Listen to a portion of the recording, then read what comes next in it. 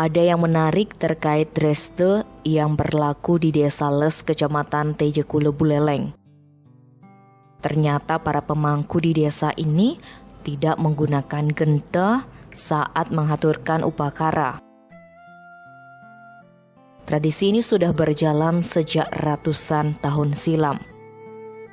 Klien adat Desa Les, Madya Diarte menceritakan ada banyak versi terkait sejarah mengapa pemangku tidak boleh menggunakan genta saat ngantep upakara di Desa Les.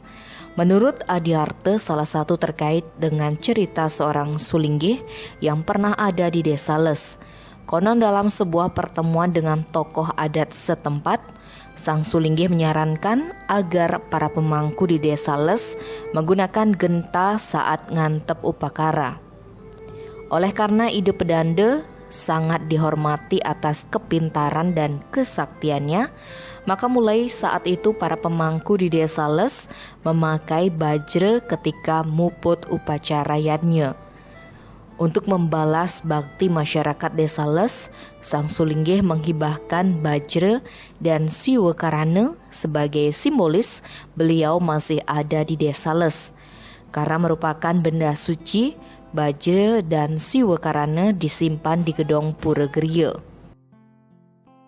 Suatu ketika Ide Betara Ratu Gede yang berstana di Pura Sanggah Desa berpesan kepada Ide Sulinggih tersebut agar tidak mengubah dreste yang sudah berjalan di Desa Les. Namun sayang dreste di Desa Adat Les sudah terlanjur diubah. Salah satunya adalah menggunakan genta sesuai saran sang sulinggih.